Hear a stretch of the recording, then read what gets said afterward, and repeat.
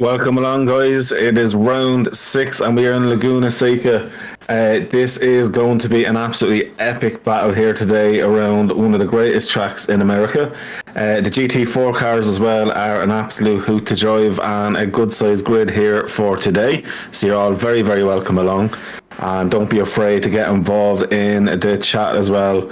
So at the minute we're looking at an 18 car grid, but before we go too much into the grid itself, I'm just going to run quickly over the standings because it's looking quite juicy here at the minute. I'll start off in 19th position. We have Marco Veronasoni, I'm going to say, in the Aston Martin V8 Vantage, and he's on 15 points. In 18th place is Connor McCullough and the Porsche Cayman on 16 points, only 1 point ahead. So even at the lower end of the field, guys are still going to be fighting for position. Then in 17th, we have Yannick Valenduk in the BMW M4 on 20 points. Then we have in 16th place Sam Spenklik, I'm going to say, in the Maserati. Spanklink, there we go, and the Maserati, and he is on 30 points. In 15th position, we've got Nicholas Mellot in the Porsche Cayman as well on 33 points. Then 7 points ahead of him in 14th is Dennis Workman on 40 points in the Audi R8. Then in 13th position, 9 points ahead of him is Dan Lenson in the Porsche Cayman on 49 points. In 12th position, we have Patrick Prince in the Porsche Cayman, 6 points ahead there on 55 points. Then 10 points ahead of him is Nick Wargers in 11th position in the Audi R8. In 10th position then we have Sander Vale in the Aston Martin Vantage on 71 points, so 6 points ahead again. Then in 9th position it's Tim Neijboer in the Porsche Cayman on 79 points, 11 points ahead of Tim. In 8th position is Leon Hopp in the Audi R8 on 90 points.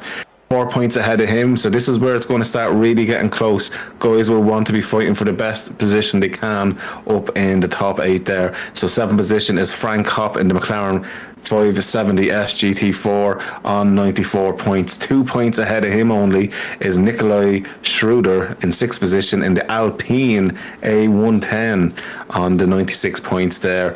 Then there's a gap of 20 points to Ban Vaz Melis in the Porsche Cayman on 116 points in 5th position.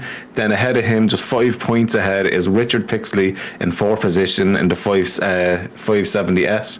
Now this is where it's going to get close here because the top 3 guys will not want to make any errors with 2 races to go. In 3rd position, we've got Aaron Walker in the KTM Expo. Great showing, the only KTM in the grid as well, on 147 points. Then in 2nd position is Regan Mitchell in the Maserati, the MC, I think it's the saloon car that they use, I can't remember the actual abbreviation of the name, on 175 points. Then in 4th position at the minute. Now, he looks impossible to get, but 2 bad races could absolutely change that. So, by no means is it over. We've got Andrew Richardson in the Porsche 718 Cayman on 230 points there. So, there's still a lot to play for here with 2 rounds to go, guys. I am very, very excited for this one here, and I hope anyone who gets to watch this live or watches it back will enjoy it also. So, yeah, it's going to be great. It's going to be interesting. And with SSRI, you're always guaranteed top quality action. There's going to be a 20-minute qualifying, and then we get on for the 70-minute race distance with 1 mandatory tyre change also. So we are actually already 1 minute and 15 seconds into qualifying now, and we are on board with Mitchell at present. So Mitchell here just tipping along. See this track here as well. This is a track you do not want to be pushing the limits too much. You go too wide in that corner especially, you will get spun around hitting that gravel or the sand as it is on the outside. It will absolutely throw you around the place. And coming up as well to the mighty corkscrew, one of the most epic corners in all of motorsport. You really need to get this right. It's such a blind corner. You could easily run wide and onto the gravel, and you will have to, obviously, if you're trying to overtake, get back to position there, obviously. Yeah, but this corner here is not for, or this whole track, should I say, is not for the faint-hearted. And this last corner as well is so tight, you could easily get it wrong and get bogged down and have no traction coming out of that there and just be a sitting duck as they start the lap here now. And technically, I think the bend is meant to be classed as a first corner, but the first corner isn't until the end of the hill where they're braking in and around just before the 100-meter board. Or in this one, it could be yards, either be in America. And this first corner, you have to be very technical as well. You need to be very, very, I would just say, very patient with the throttle to try and just make sure you hold the traction, not overcook the rear tyres to get a lovely exit. As you can see there, a little bit sideways. GT4s here don't have the aero like you would have in a GT3, so they are a bit more loose to be closer to a road car than the GT3s, so you will see a little bit of sideways action, but hopefully the smoother drivers and the fast drivers will not let too much of that happen. As you see, it has the car nicely under control there, and he just runs wide enough. You really need to be careful here, and the same with the entry. You do not want to hit that sausage car, but it'll send you wide. They're luckily enough there. I think he's kept it within the limits there as well, which is good. And you have to get your braking point here, go as far to the right as possible to straighten up the line for braking, so you're not going to unbalance that car. And beautifully done there. Lovely. And it's all about being patient here in the throttle again. Just kind of biding your time before flat to the throttle again, to the bulkhead. There you go. And this corner here should be about third gear. And I was taking it in fourth, not a bother to him. That was great driving there, fair play to him. And you really do need to get your braking right here for this last corner, to get on the throttle early, get the turn in and straighten the wheel up to get all that power onto the road. And he's done a great job with that one there. Let's see where he goes. Fast lap so far, a 1:30.8, but he must have invalidated there. I didn't see that on the timer, so he's going to have to go again. And that's the biggest thing here, is being careful of track limits. We're on now with Van Millis there in second position. He's nearly 7/10 off A Walker at present. Perfect. And that's a beautiful looking livery here as well. Some very interesting liveries here as well, actually, in the GT4s as well. It's a lovely camera view.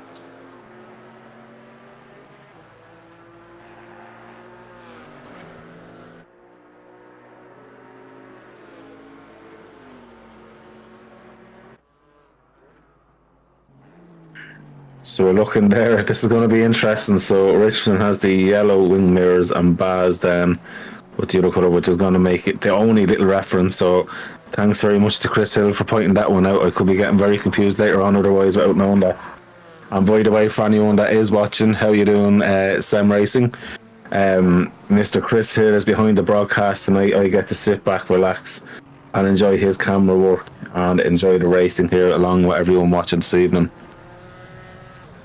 Oh, and as one of the cars goes wide to keep off the track and not impede anyone's lap. So that's one thing I do like here with SSRI. From anything that I've done with them, with the doing comms and a race or two before, and then obviously racing in the endurance series. Well, attempted to race so far.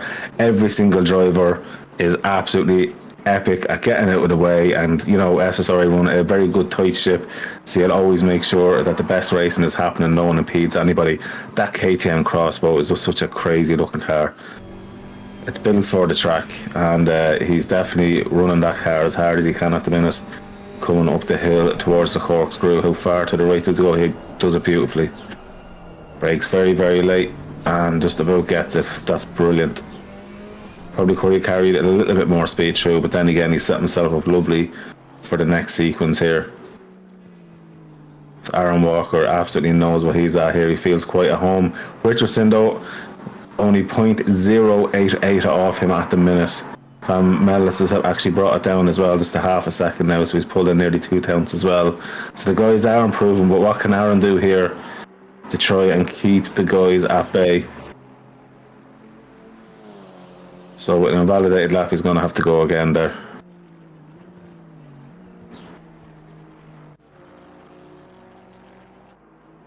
Yeah. So Urban Nafas here is 0.7 up at present. Can he make it go all the way to the line in the Aston Martin here? Nice looking livery as well. It's quite subtle, to be fair about it. Very pink in the side of it. Great to see. Wild things, huh? Let's see how wild he is as he comes around. Oh, he definitely was wild there. Oh, that is so unlucky for him and his teammate right behind him there in that Macca. Anyway, back on to Daniel Higgins here in his Porsche Cayman. It's a nice looking livery as well. 0.7 up, so he's going to go hopefully into 6th position when he goes over this line, and he does. That's great job there. And it's his very first race as well in this event as well, so a nice way to start this off, guys. Fair play to him. I'm sure he'll be struck for that, and you never know, there's still 12 and a bit minutes left in quali. He could improve as well. We'll see it as it goes. Marek van Mellis, good evening to you too. Who are you here supporting? Oh, Chris is just telling me that's Bas van Mellis' mum. I love the fact that family members and friends come in and support their, I suppose, their friend or family sim racers. Sim racing is real racing, guys. Hi, mum number 3. Brilliant. So Daniel is really pushing it into the limits of the track there with his Porsche Cayman. Absolutely on it. How will he get on here? Oh, the Mercedes gets about. He's after taking the corkscrew beautifully there. He is really on a good lap here. Oh, that's lovely. Could have made it a little bit tighter, but that's beautifully done with the speed that he's carrying. And look how stable the Porsche Cayman is there as well. That's surprisingly stable.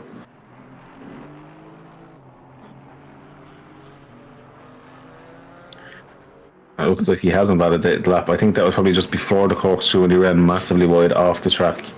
But it is what it is. He gets to go again. There's still 11 minutes left in qualifying, guys. Anything can happen yet.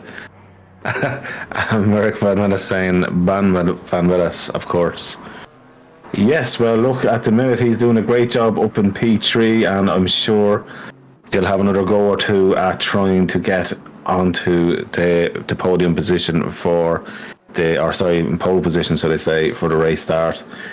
As we know, around Laguna Seca, you're better off being in the lead and trying to pull a gap than trying to get through here. It's quite a technical track, and it is hard enough to overtake. You can easily force a mistake on other drivers, but how patient would you like to be? It is a 70-minute race, but because there's a mandatory tyre change, you want to utilise the life of each tyre by driving it on the limit the whole way. It's going to be 70 minutes of pretty much qualifying laps for these guys here. It's a little sprint race, this, really. Too many sprint races, should I say. But we're on with Andrew Richardson, Van Mellis' teammate at the minute. Going quite nicely. Oh, beautifully done. That was absolutely as textbook as you can get. And he takes a wide entrance in, gets onto the apex and through. That's beautifully done there. So he is 0.1 up at the minute, so this could be possibly pole. We won't say anything until he crosses that line. I don't want to ruin it on him. I love the fact he's using every bit of that track, trying to utilise as much time, and that's how the guys up at the top always eat that performance. They're pushing the limits to the max, and look at that, at 130.417 there, guys. Absolutely phenomenal. Now, Mr. Walker, what's your answer to that? And what can Van Mellis do?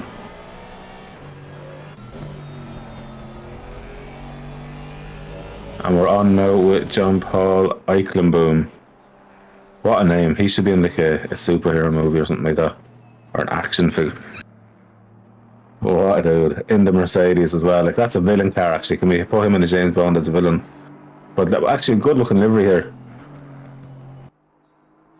This is the corner that I'm going to guarantee you, if anyone's going to murder themselves, it's going to be this corner that he's just after going through. It's just so easy to hit the sausage curb and throw yourself off. We're so far in the Mercedes. Lovely done. Took a little bit of liberty there, but I think the track limits is fine with that.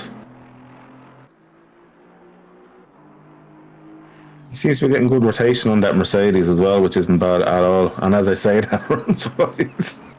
Unfortunately, that's a commentator's course there. Sorry, Eichenboom.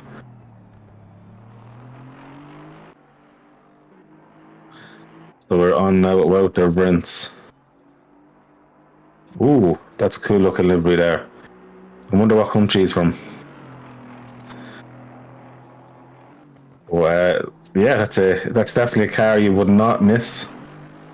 Oh, he's really pushing it. He's absolutely pushing. He's took a much tighter line there now than Richardson took. So you can see when Richard done it, he went as wide as possible to make that turn in onto the apex and running wide, carrying as much speed a little bit better. So the wider you go there, I think the better entrance and exit you get out of that corner. But still a lovely lap here from Vince. So he should jump up about a position, possibly two, if he gets ahead of Alcomboom. No, he goes just behind Alcomboom.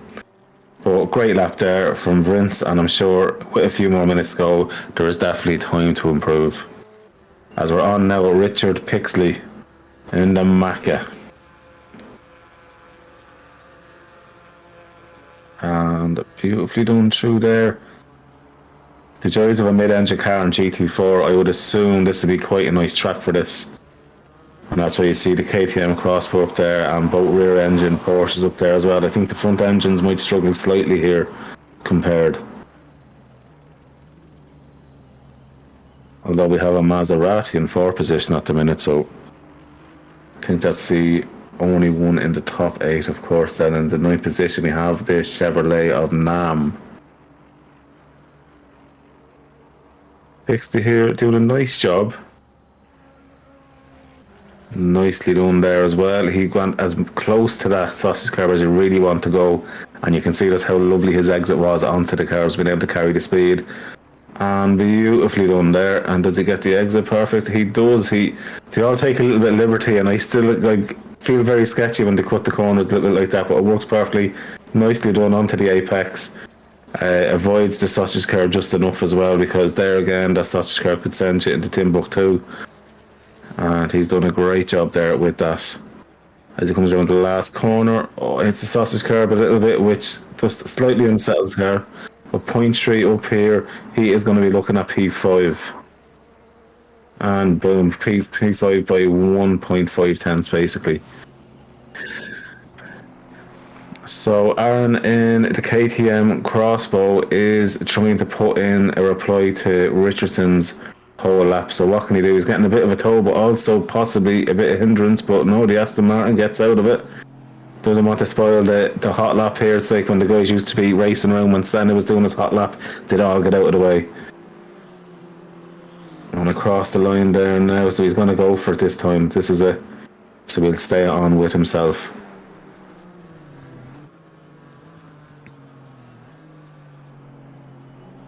Great to see so far.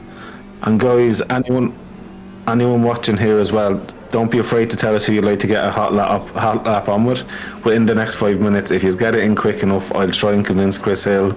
We'll jump on for an onboard hot lap as well. And quali, what better way to get a hot lap than the guys on the limits?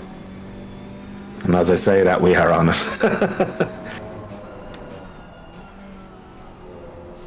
Aaron just does that. He hit that sausage, I think, just slightly, but gets it nice, runs wide.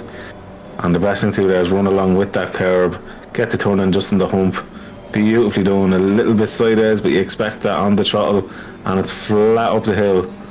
And you need to go to the left to set up this next corner to make it straight for the corkscrew under braking, and beautifully done. And he doesn't cut it as much as everyone else, so he goes nice and wide here though. He's going to set up this corner. He started turning in probably slightly early, but gets it beautifully done, runs it just wide enough, sets himself up for the next sequence. And that is lovely. You can use the camera to roll to really get on the power early there as well. Hard onto the brakes. This is the last corner. You just need to make sure you get good traction out of it, and he has done. Let's see, is it going to be enough? But he will have another go if he keeps on it. No, he has not gone up in this lap, so let's go one more time, possibly two more, if he has the fuel on board. Nice doing car, got a little bit unsettled there. Oh, that's not going to be a faster lap then. He's running a slight bit wide. But, he can regroup for the next one. I don't know, he's not backing out of it. He still thinks there's a bit more pace elsewhere. He's using every bit of that curb to widen up the entrance into the corner. That was absolutely lovely to see. Look at the concentration in that mirror. You can see the inputs there, nice and smooth as well. There's no erratic steering.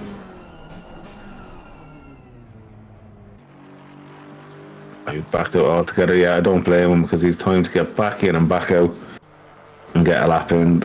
Yeah, they exited that first and second corner sequence. Yeah. So let's see what Daniel Higgins can do.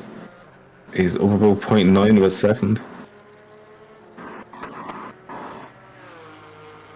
Wow, up into fifth position. Wow, Van Mellis here has a lot of work on his hands. Mammy Mellis, you make it in there and tell him. Oh.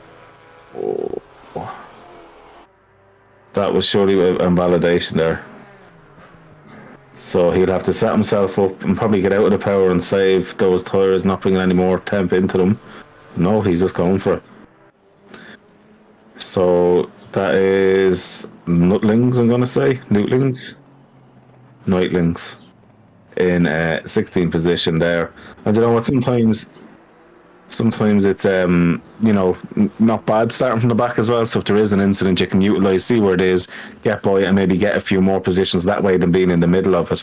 And Frank Hopp here in the actually quite nice looking McLaren, to be fair about it. It's very simplistic looking and very classic, which is nice.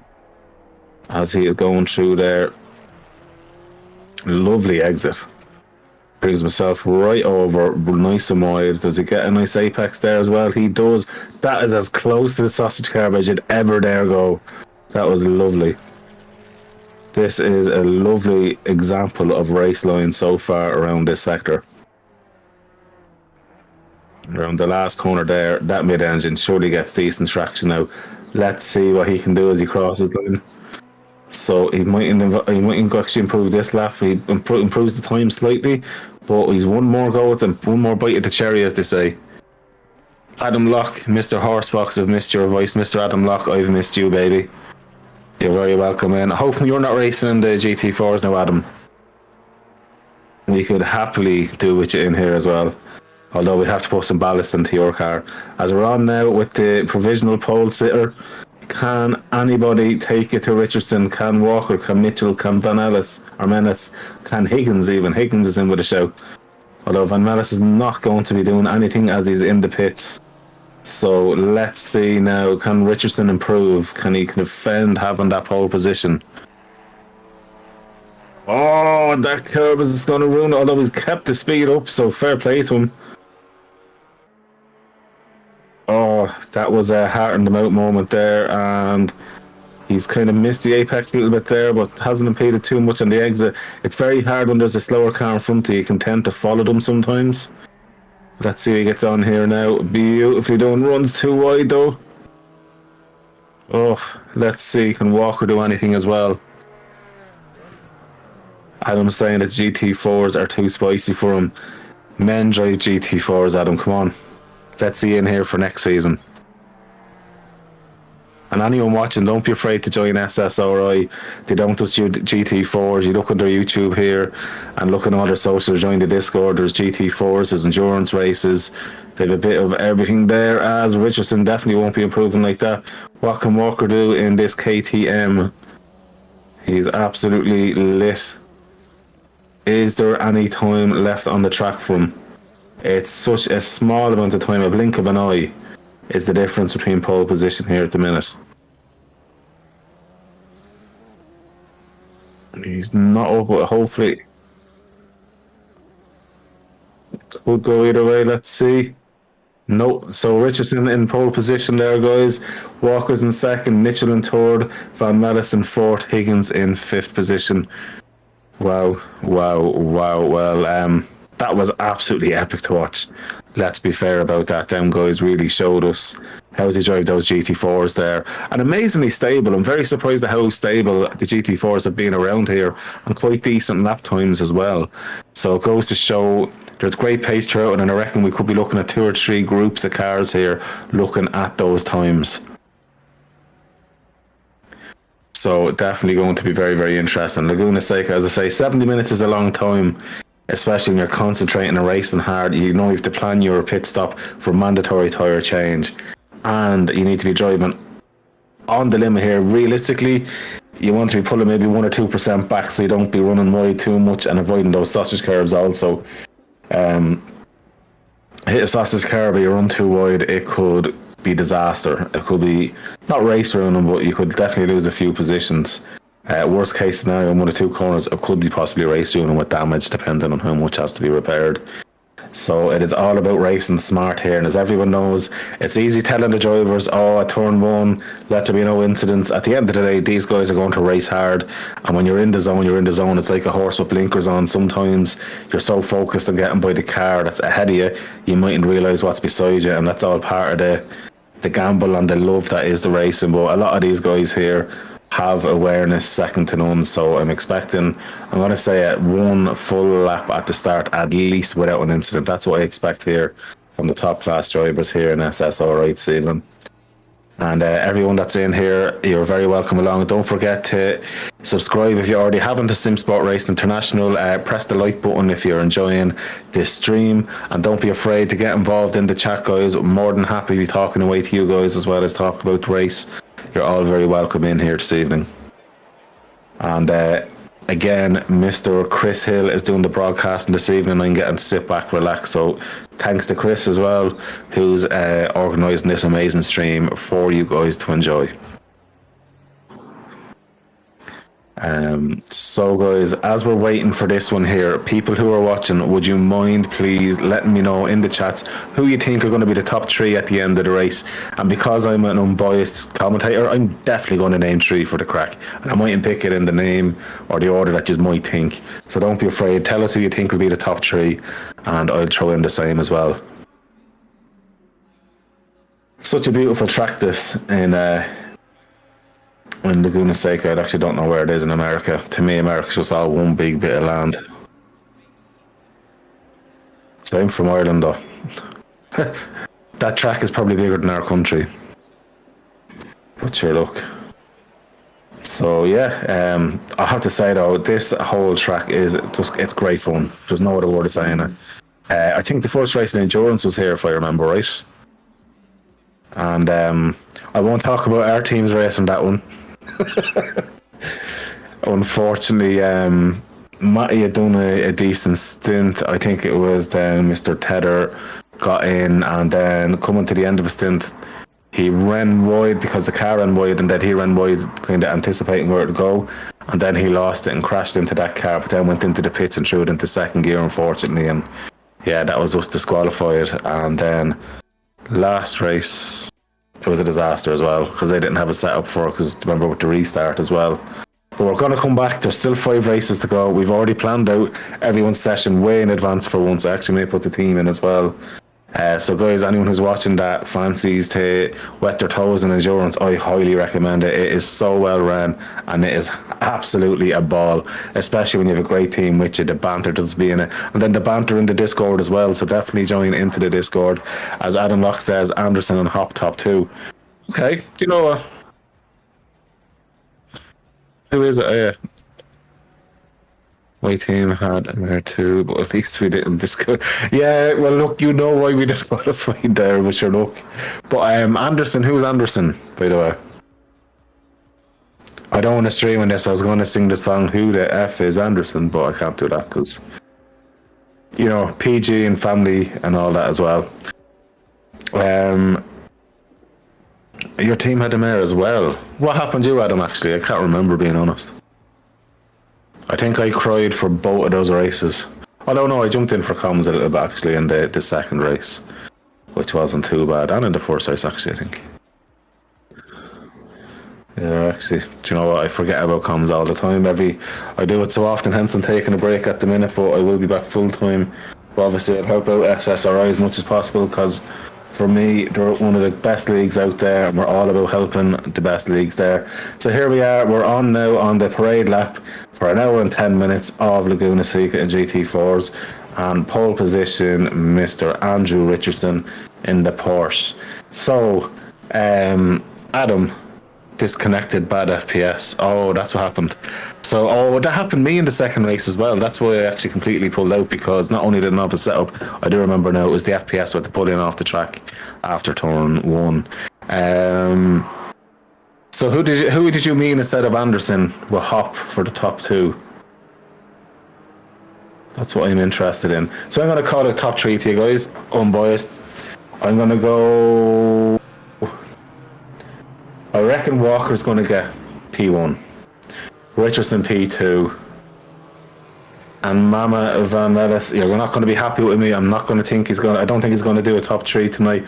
I actually reckon Mr. Higgins is going to surprise us here this evening for top 3. So sorry, Mitchell, and sorry, Van Mellis. But I always like to get things wrong, so it probably will be a bonus for you, to be honest.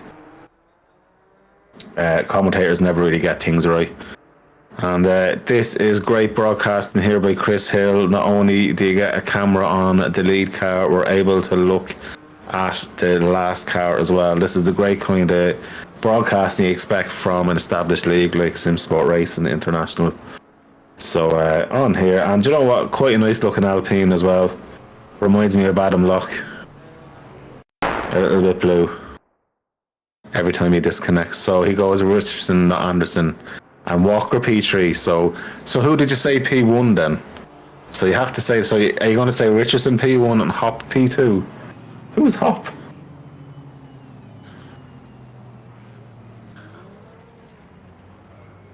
Oh, Ginny.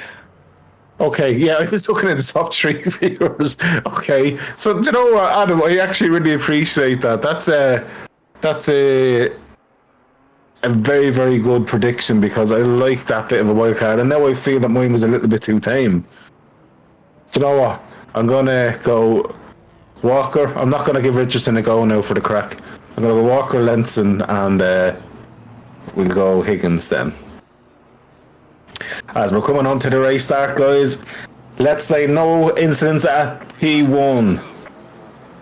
As they are away, and we are racing for round 6 in Laguna Seca for the SSRI GT4 Championship, with Richardson leading into the first corner, Walker in P2, P3 there at the minute. Looks like it is still Mitchell, and then Van Mellis is, after losing the position there to Mr.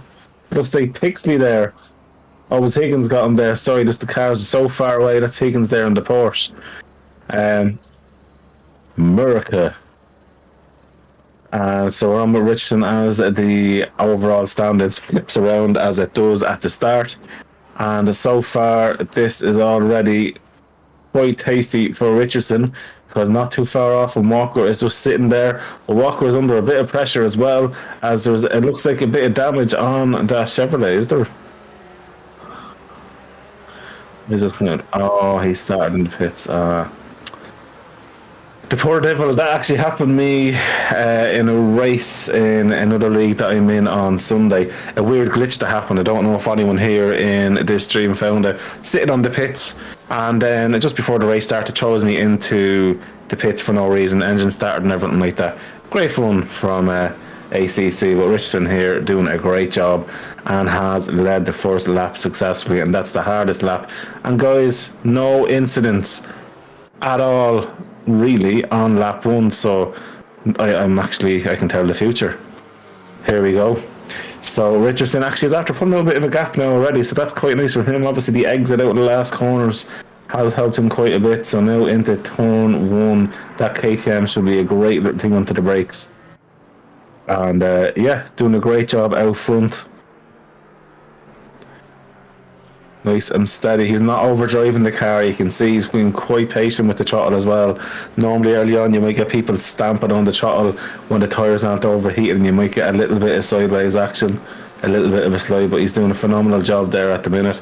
And now Mr. Higgins up into P4 and is looking to hunt down Mr. Mitchell ahead, but Van Mellis is right behind there, and Mama Ellis will be looking on, pushing her son forwards. Let's see, can the mommy power help there this evening? And Pixley up into P6. Hop already up into P9, so Adam Locke could be a magician as well. We'll see by the end of this race, because it's a long race, and anything can happen here in Laguna Seca with this corkscrew. Such an epic corner, isn't it? It's just something that's unbelievable. It's a shame they can't get it in the likes of Formula 1 or that. Oh, it'd be so good.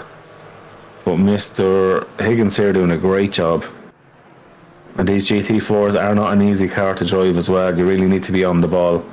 And all these guys here just showing the class and skill that they have. And you know what, at the minute, hasn't really pulled off into the 3 groups like I'm expecting. It's just about nearly at the 3 groups, but at the minute it's kind of 2 groups really, with a few tail enders.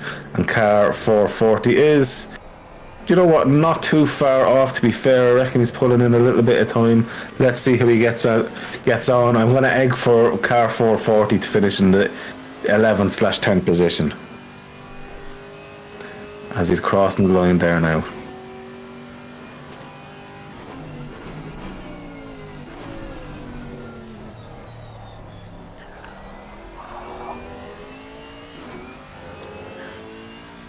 So, yeah.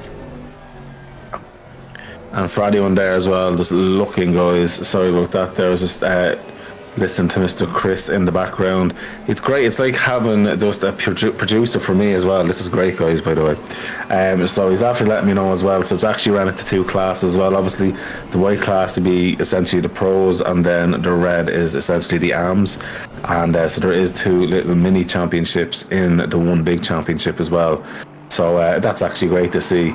So at the minute we're on now with Mr. Evan in 10th position, and he is looking to keep at bay El Kamboom, Tractor and Sanyel. So doing a good job there at the minute, but he doesn't want to try and fall off too much from Hop as well. You want to try and get a little bit of a toe if possible. So Adam Locks, I'm here to support my quartermass teammates Michael Tyler, car 14 AM. That's great to see, and as you say that, Ecclebottom's off the track. I'm wondering, can we get a replay, Chris, to see what happened? Excellent. So we'll hopefully have that replay now in a minute, as we're on with Tyler. So Adam, you are on, with car 14 there. So Mr. Tyler here in his Aston Martin. Adam is your fanboy, Michael. I don't know whether that's a blessing or is it a curse, but wish you luck either way. He's here for supporting you, and Adam, fair play to you. I love the fact that people come in and support their guys. It's how it should be, and that's what I always say as well. When you're behind a car that runs wide, you can tend to run a little bit wide, as he has now the Alpine of Schroeder right behind him as well. Schroeder was really struggling on the traction out of that corner, the Alpine dancing around a little bit. It's a beautiful looking car, the Aston, isn't it? As he runs perfectly. Oh yes! Oh no! Oh, tried to go in between the 2 cars, got squeezed, and ended up getting hit into Hop. Oh, that is so unlucky for Hop, but it is what it is. And we're on now with Eccleboom. So going around. Oh, that's like a disconnect. I literally say it was a disconnect there. Poor dude. And now damage on that Mercedes, and it looks like he is now in the pits. Tyler there, still going along, but Tyler could be losing the place there. It's a drag race. I'm assuming in a straight line that Aston should have the muscle, having the big V8 in it, instead of the 4-pot on the Alpine. And he does. He has the upper hand there. At least can defend on the straights and then position his car. The Alpine will be nice and nimble though. The Alpine is trying everything to get by, and the one good thing is for Tyler as well, he kind of dominates really what Schroeder can do. If he runs a smart and defends like a champ, he can place that car perfect and actually frustrate the driver behind as well into making errors, trying to do overtakes where you wouldn't expect it. Although as I say that, look at the run on the Alpine there, absolutely brilliant driving by Schroeder. But can Mr. Tyler get, I was going to say, can he get the cutback? But the cutback isn't really massively strong in GT3s or GT4s, as you might think. And at the minute now, it's car off behind. That is Schroeder and Tyler up, and that looks like it was Tractor, was it?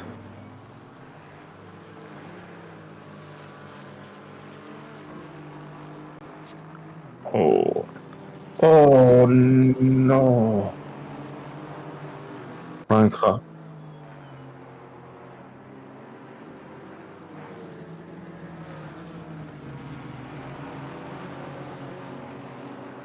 Let's see what happened here. Oh. But that one, that's going to be a hard one if there is going to be stewarding at this one, because he rejoined fine, but then obviously he was running slower, the car's running faster. that's a tough one there for the guys. And Poppino will surely have to get some repairs. He's going to be feeling that big time, as he's completed his pit stop, so he's definitely repaired and is back out there, guys. So we're back on here now with Tyler, who's dropped away a little bit from Schroeder. I think what Tyler needs to do is refocus the head and just get on with the race now that's ahead of him.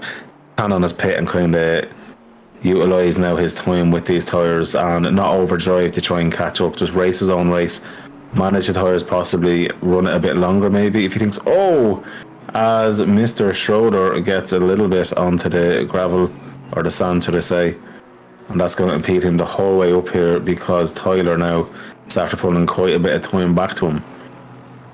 So this is what I was saying as well, guys. You really don't want to be pushing it too wide, as Pixley really gets away with that one there, because when you run too wide, it will slow you down and it'll ruin your run, especially with a straight ahead of you. The last thing you want to be doing is being about 5 to even 10 kph slower at the start, because by the end of that straight, you're still going to be 4 or 5 kilometers slower, and them cars will be pulling in like there's no tomorrow. Literally the trot will be through the bulkhead, knowing the drivers here. But Pixie now doing a great job of putting the pressure on Higgins.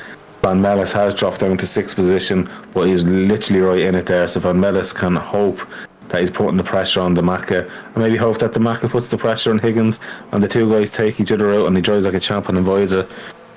I'm sure he's thinking every single thing. As guys, it's literally only 10 minutes into this race, and it's still absolutely wheel-to-wheel action up and down the grid there.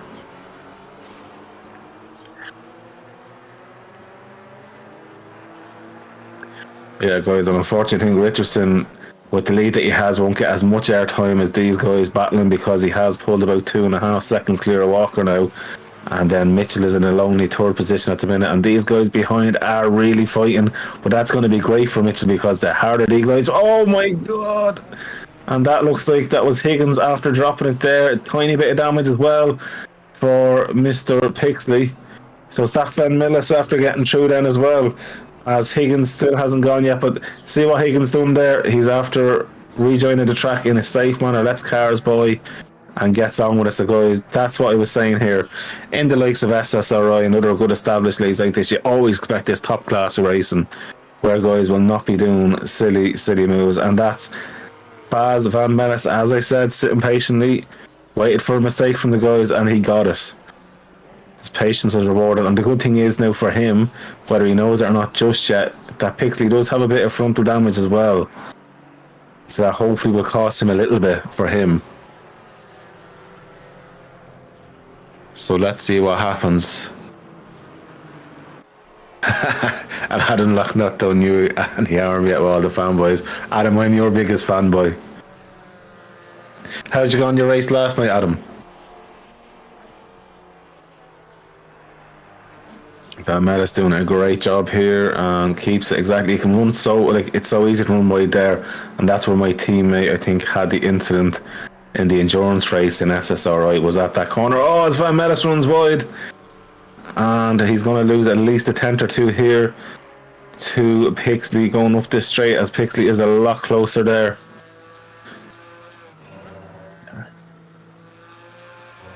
So this is the POV of Mount Van Mellis as he sees the gates of heaven opening up as the two guys get involved in an incident and he gets through. Oh, that was beautifully done. And do you know what? He probably got maybe a track limit warning unless he let off the throttle there. Was it worth it? Yes, because he avoided an incident. And now he is in 4th position. Now he is under a bit of pressure now from Pixley after getting that wide exit on the way up to the corkscrew. Has slowed him down after hitting all of the sand on the way out there. But he's doing a good enough job still. Oh, he gets a little bit sideways on the rear, but gets the rotation in and gets a lovely exit there. So at least he is staying ahead for now. It's all about track position here in Laguna. You can really position it right. Oh, Adam, would he have had the Bentley livery? Oh, it is a shame that he doesn't have the livery then in SSRI. He needs to get that sorted, because that is a gorgeous looking livery. I don't know, Chris, if you know the livery that we're on about for Adam Locke's Bentley, but it's unbelievable. Yeah, no, it's really, really nice. Oh, So I think Baz needs to be a little bit calmer just on that one corner. He seems to overdrive it a little bit and is right on the limit. And you don't want to be going over the limit there, as you see in the previous lap, where he has given Tyler that bit of a, or sorry, Pixley that bit of a gift of a gap back. But then again, I suppose Pixley's probably thinking, look, you got gifted from the car spinning in front of me. As we're on now with Nam in this Chevrolet. So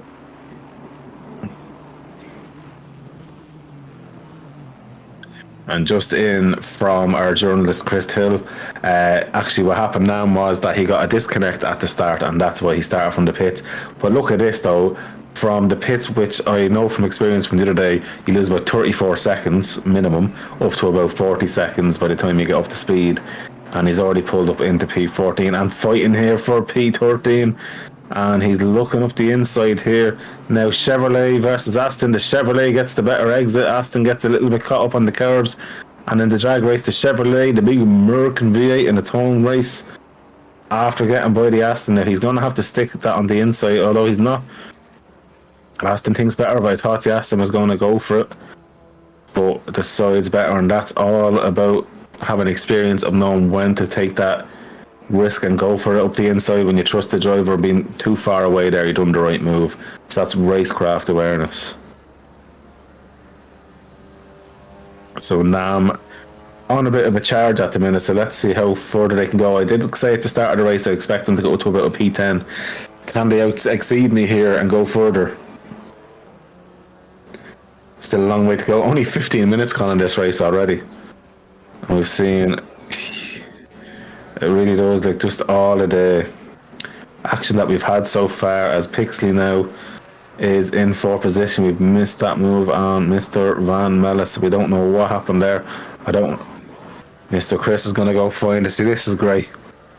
The producer, we'll call him. And so up in 4th position here, Pixley is going around now for turn 1. This Macket grand car, not a bother. Even with the bit of front damage, he's carrying good speed and good pace. It's about 5.5 seconds off P3 though, so that's going to be quite tough possibly at the minute to get in, but you never know. If he decides to fix the repairs as well, it depends how much time he'll lose getting that fixed as well. So he could find himself down a position or two, so whatever he can pull and pull out on Baz now would be probably ideal as we go on the replay here to see the pass.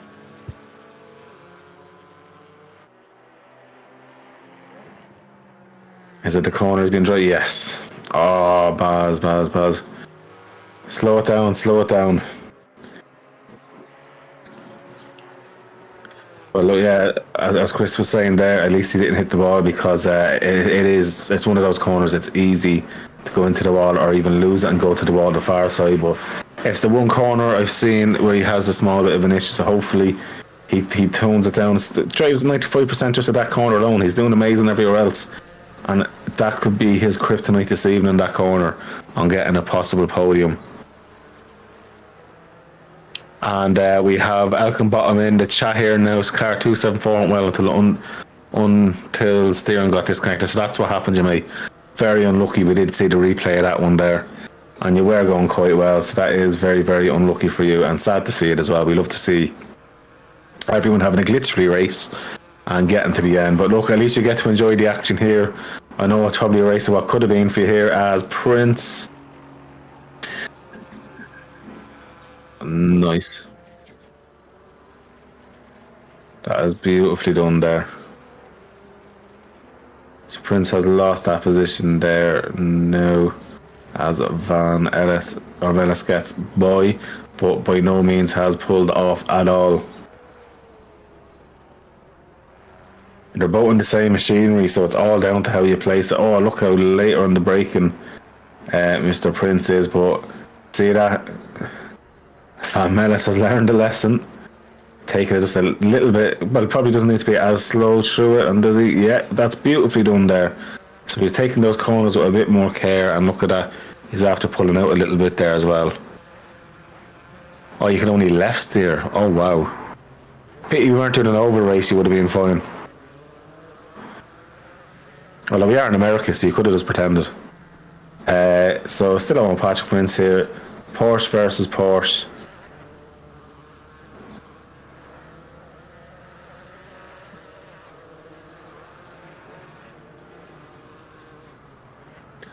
Yeah.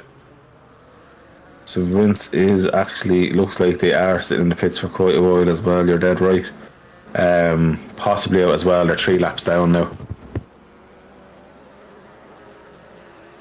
As on board here with Schroeder, who's on a little bit of a move forward now. Nam is about 6 and a bit seconds off, so let's see, can Nam kind of catch up with these guys. And what Nam needs now is for Schroeder and Newtlings to fight away with each other, slow each other down, and gain a few seconds if possible to try and get involved in this race. Track temperature 25 degrees, a little bit toasty, but shouldn't impact the guys too much here. The fact that they do have to do a mandatory tyre change anyway. So I would expect people in and around the 30 to maybe 40 minute window mark in this race.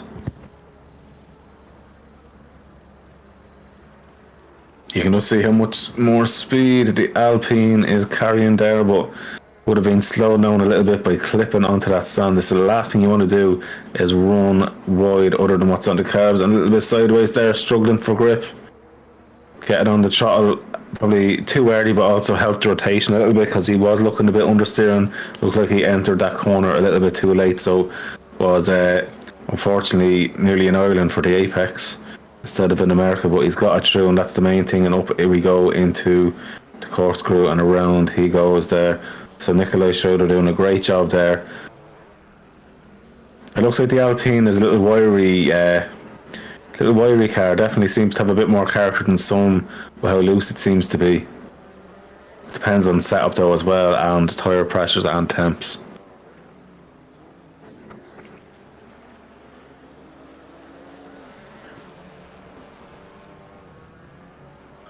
Okay, so interesting.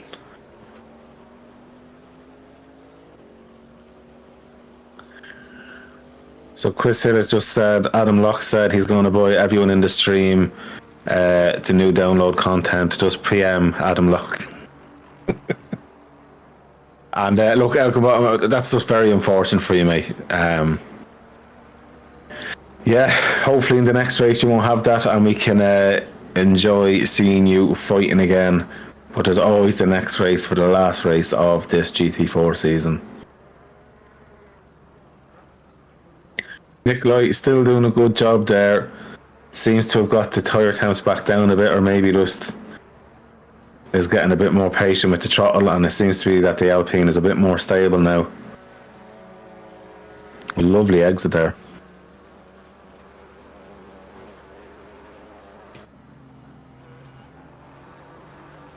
Mr. Daniel Higgins is on now with Nafas. And oh, this is getting very, very tasty. Can he go for a move into the last corner? Oh, he's gonna go. He's gonna try to send it around the outside. The only thing is, though, in the straights that Aston Martin should have the run of things, we can get a bit of a sneaky toe there. Porsche might be slightly better on the brakes. Oh, he's licking the stamp. He's sending it. He's making the Aston run wide, and the traction that Porsche. Rear engine, rear wheel, that's a lovely move there. That's textbook how you do turn one with an overtake.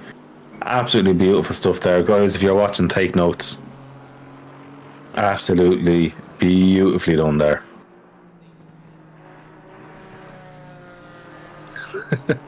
There's definitely going to be... So Chris Ellis said there is an exam, so anyone watching, get ready for it. That's beautiful driving there from Higgins, so...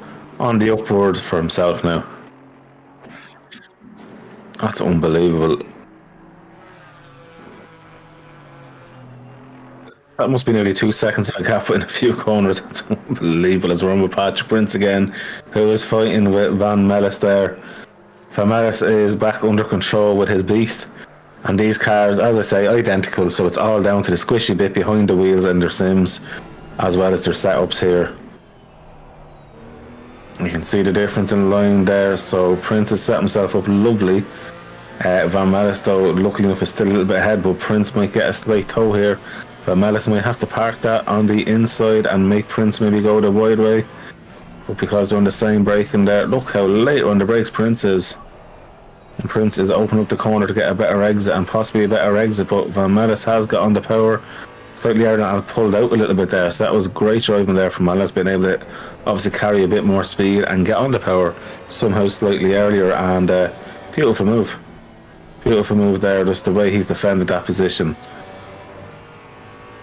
So this is kind of his weaker part of the track, and it's great being on board here because we're going to see how he is adapting his driving. That's beautifully done, just enough curb there, and leaves a little bit of room for the soft curb. At this corner here, let's examine. Oh, gorgeous, gorgeous. That's how you do it. Van Mellis there is now just literally doing something that shouldn't be allowed to see in stream perfection. As now Prince, much later on the brakes there, and it's all about carrying that car as far to the right as possible to get onto the brakes in a straight line and set yourself up for the corkscrew there.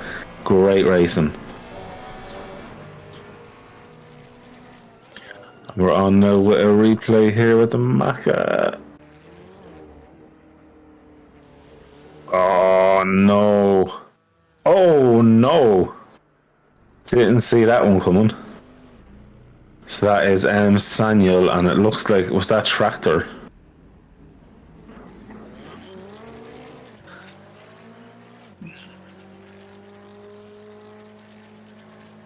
I think that was Tractor, yeah.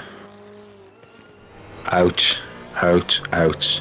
So we're back on here with Patrick Prince, who is still trying to put the pressure on Van Mellis. But the good thing is, having that kind of a gap with Van Mellis, you can kind of feel a bit more comfortable, although he's left quite a bit of room at that apex, and that unfortunately means a wider exit, which will run you onto that bit of sandy stuff, which you do not want to be doing as he gets the next quarter. Absolutely spot on. Adam Locke, were you doing lessons before this? That was beautifully done. Oh, it was actually Schroeder that got hit. Oh, wow. Wow.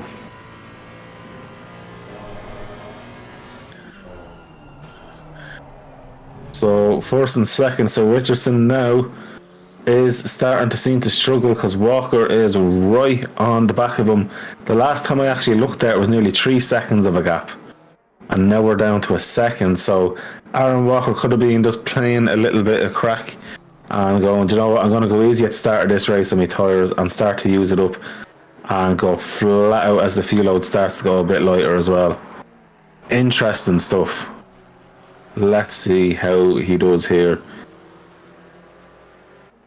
And literally there was a blink of an eye splitting these guys. Nothing more, nothing less. Very, very, very interesting. So at the minute there, yeah, it's about, I'd say 6-7 tenths. It's getting closer anyway. So definitely Walker is the faster car at present.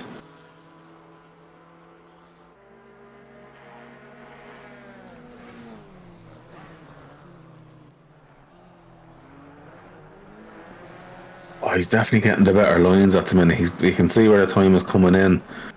But Richardson there with that mighty grunt of the rear-engined Porsche is doing a mighty job there as well. I think they're a flat 6 engine as well. Just a smaller capacity than the 911s. Well balanced engine.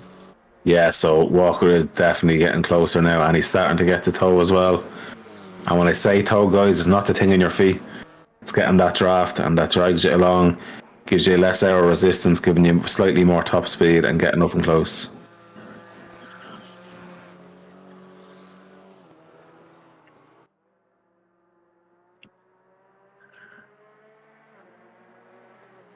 So Richardson looks like, yeah, he's pushed it, as Chris was just showing us there in that image, a bit of a four-wheel drift going on, but he holds it. So I'm starting to think then it's what I was thinking on his tyres. Tyres seems to be a little bit of a factor at the minute, and we're definitely down to less than about, I'd say there's about 3 tenths in it now, so Walker is looking to pounce.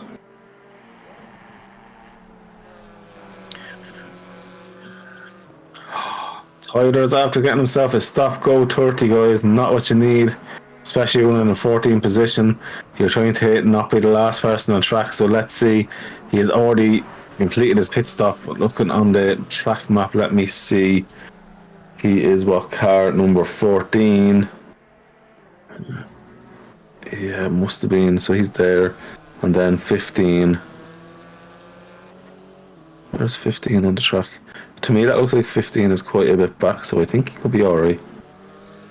If I think 15 is about... So it's actually going to be tight because it's a stop go. I actually think he's going to lose that position, yeah. Yeah, that's tough. Oh, Tyler. Adam's going to be heartbroken. Adam, I'll give any clarification you ever need. And just to clarify, that giveaway, Adam Locke, hashtag 63 in the chat. Technically not really giving away, but me forced them to do a giveaway. So Aaron here, absolutely on it still. Although now it's kind of stagnated a little bit in terms of progression. Is he just going to sit there and go for an undercut, or is he just going to try and push an error out of Richardson? This is now where it gets into the mind games in the racing as well, because these drivers are looking at the whole race. They're not just looking at that one move. They're trying to predict, right, should I get the undercut? Will my car run to the end nicely? How's my tyre temps? What way is the track going to go? As the track has actually raised a degree as well, from 35 to 36 degrees. So it still is increasing as the track time is 11:37. So the track will slightly get warmer as the time ticks down there, with 40 minutes now left to go. We are 30 minutes into this 70-minute race. So 5 minutes away from halfway through. And so far, I couldn't tell you who's going to be where. It looks like Tyler is after serving, or is serving the stop-go 30 as we speak. That's very tough, but you know what? He's better off just to get it done and go to the end, because if someone has an error, spins off, that could be pulling. Sorry, I'm just laughing there because in the chat he's done a tether. Nobody other than us would know that, but it is hilarious all the same. Poor tether. Okay, as we are now on with two battles here, so we have the battle for the lead, but now in the bottom half of the screen we're on now with Mr. Nam at the minute, who's fighting. It looks like that is Nightlings there. Wow, Nam is absolutely flying out there. So if he gets by here at the minute, that would be the position I anticipated at the start of the race is going to, but he's done it in nearly just over half an hour. If he gets the move done, where else can he go? Could we see a top 5? I know it's probably being optimistic, but who knows? At the pace they're going, they're going for a move into turn 1, but just not enough there. Nicely defended there. But let's see how we get on. That Chevrolet has quite a bit of pace around here. Is it the home car advantage, we wonder, in America?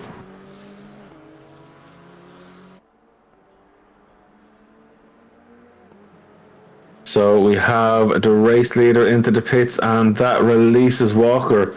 So now Walker could try and do a hot lap and jump into the pits to cover him, or if he feels comfortable by going a bit longer. That for me is going to be the interesting bit. But this battle here is getting more spicy than a very, very hot curry from an Indian, as they are really starting to push. And I like the fact that he's just given enough space to put the pressure on, especially with the corkscrew. He's trying to open up the corner, but it's because he's caught him too quickly. I don't see a move happening just yet, but this is amazing stuff. If he can stay close to him into the last corner and even side by side, that V8 will definitely outdrag that Porsche in a straight line. The big American muscle. Let's see, the Porsche though will be nice on the brakes. The American car might be a little bit slower, laggish. Although look at the drive he's got out there, so he's right on the back of him. Will there be enough of a tow to send it? I would assume there will be, because I'm assuming, yeah, you can see him starting to pull in now. America. I won't sing the rest of that song with language, but yes, beautiful job there. From pit lane up to 10th position, And the sky's the limit from here. Still more slightly than half race distance to go. Absolutely unbelievable. The dude deserves a medal for that. Even though this guy's out racing, if he gets any further than this, I will give him commentator driver of the day. Because that's some going when you're that far down and starting to pull off these guys. Hats off, bro. Hats off, as the great Nicky Lauda would say. But he wouldn't say bro, but he'd say hats off.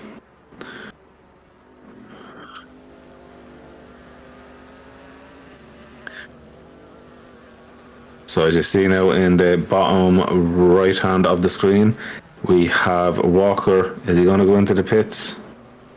Or is he going to go on? Because there's the distance now. All we're looking at now is the distance between the two of them. So where's Richardson down at 9th at the minute? And Mellis is in the pits also now. So we're starting to see a lot of guys coming into it now, getting into pits. And Adam, I really am, but I'm doing my very best. But yeah, these guys here, they're starting to get the pits out of the way now, halfway through. So it probably makes sense with it being that it's a mandatory tyre change. You might as well give yourself the best possible split. But then again, the likes of Walker here, who might feel they have a bit more pace now, will start to push it like there's no tomorrow. Let's see how.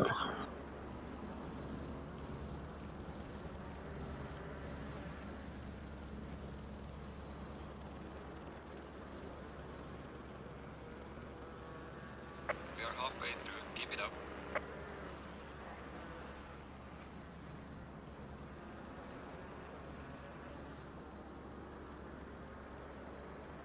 So, okay. Yeah, you have to give me so much information. I got loads of information there of why one of the drivers has unfortunately not been able to go. But there's so much, for all I know is that he was about to get a stop go 30 and was just too far behind and decided enough was enough, and he's going to watch the stream here and enjoy Chris Hill's amazing stream, as he has both views on at the minute, doing a great job on camera work, keeping all the gaps here on the stream for yourself in the best fights possible. So guys, don't be afraid to beat that like button for this stream in appreciation of Chris Hill's stream here, guys. And as we're still looking here, this battle has not given up, even though that Chevrolet's gone by. I tell you one thing, that things is not letting off. But up into P8 now for them, as there is pit stops happening. Mitchell has pitted, Van Mellis, obviously Hop and Tyler pitted, and now Sanyal is in the pits as well. So everyone is looking to get into the kind of get.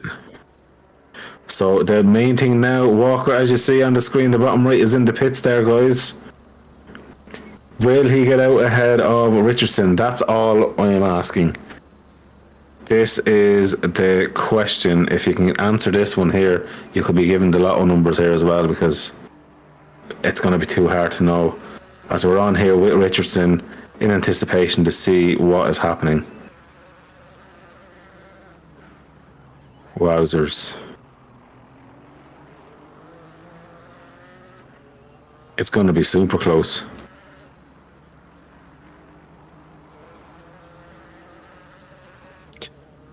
Indeed, it is a very long pit lane now, and it feels like it's an eternity when you're sitting in that car in the pit. So Walker's, this is going to be tight. This is going to be very tight, and especially with the exit of this pit lane is not ideal. Interesting. Let's see. Wow, he has definitely got by. Richardson has.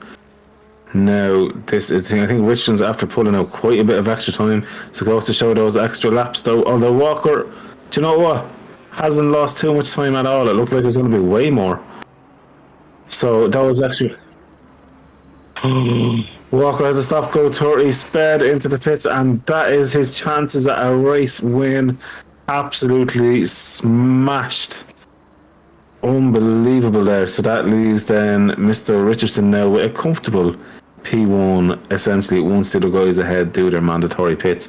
And for anyone who's only starting to watch streaming here on the esports with the likes of ACC, you're going to see on the standings board the number of the position, the driver's names, the manufacturer car, the car number, and then that little one in the orange means they are still yet to do the mandatory stop, and where it has the green underneath, they've already completed that as well, guys. So for anyone who needs to see the full story of a race, that's a nice little hint there for anyone who's new to it, because that will tell the story as well. So yeah, there's great little hints there for when you're watching the racing to kind of understand where everyone is, especially when pits start to jump up. Unfortunately, you don't get that in the real life racing, really.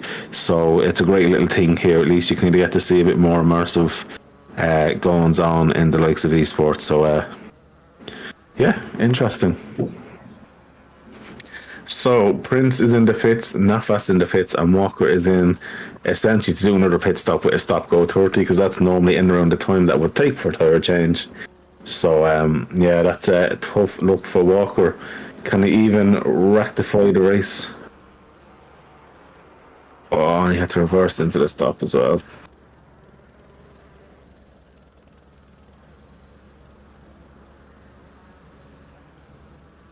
I don't think Walker is going to come out less than at least, I'd say, 11th at this right now. That's a huge amount of time.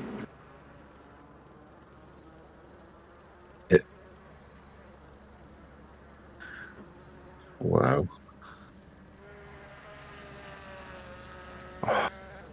That is so tough. Oh, wow. Luckily for him, though, car number 12 is so far away that, yeah, so 11th is exactly where he'll come out. Or 10th, sorry, as Nafis is still in the pits. Well, look, at least that's something, I suppose. On here now, Richardson, who is essentially the race leader, as Higgins is in the pits, and then we'd expect Lenson in soon enough then, and that is it, guys, are racing to the end.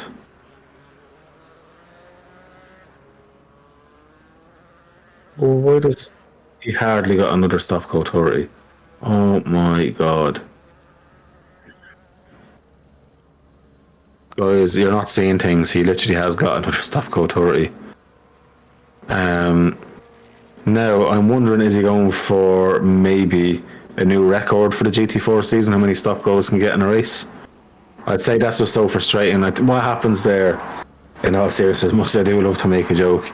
You know, when you get frustrated, especially when you're on for a race win like that, you can be kind of a bit impatient with maybe getting out. You could accidentally throw it into second gear, especially if they were in reverse. They could have easily went first gear and then second gear by accident. You know, with the panic of trying to move off the line and possibly sped over that 50 mile an hour, kilometre an hour pit limit, or 80 kilometre, whatever it is anyway. I can't remember, but that's super, super tough. Oh, and now, yeah, so he's back in the pits again, Walker is, and Littling's in the pits there in 9th position, so I'm sure Walker possibly should be able to jump them. But now I think this means as well that Nafas is going to get by, and possibly Sanyol now. And let me have a look on the screen. Where is Tractor? Where is he there? What number car is Tractor? 4. 4 will surely get by as well. I'd be shocked. And a drive through for Noilings. Oh. No, well, he still says himself at least probably 35 seconds by the time you stop and actually go as well. So probably about 35 seconds he saved. And well, you're not really saving, you're still getting a penalty either way. Yeah, that's definitely doing a harper, as Adam Locke says. Unfortunately, I don't think anyone else understands what we're talking about, Adam. Although actually SSRI guys might know if he's raced in the endurance before. But so we're on now here at the minute with our boy in the Chevy still, and doing a great job up in P2, but still has yet to pit. So I'm wondering, will he wait till the pit window's just about to close and then jump in just to enjoy the free air? Because, you know, these tyres should surely be able to last up to an hour anyway. Oh, and Chris was telling me there's no pit window. So the second last lap he could actually pit on, yeah, and get out. Interesting. So if he's enjoying the clean air and he's doing consistent laps, do you know what? He'd be silly to pit right now. The only car ahead of him is car number 12, and they're up a bit of the road as well. So that's Saniel, that is in P11. So for him, do you know what? If he is comfortable, keep going, keep going. So yeah, for Walker now down in P13, Tractor did get by.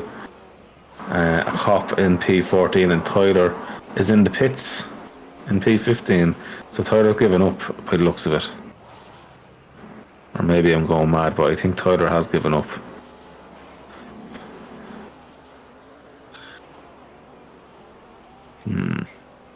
Oh well, these things happen, guys, in racing. As we have the battle here, Van Mellis and Lenson. So Lenson is after getting by Van Mellis. Well, Van Mellis was definitely up further than that before the pit stops, and he would have gained a position with Walker going down. Wow.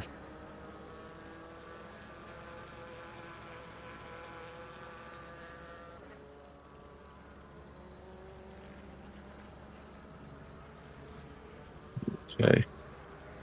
Interesting. But at the minute, it looks like Mitchell is on for P2 and Pixley on for P3. So Walker has got by Tractor down the bottom, I just see there. And for him, he is going to be faster in a few of these kind of backmarker guys. But I'd say for Walker now, trying to recover even top 10 might be doable in 25 minutes. It depends on how fast he can push that car.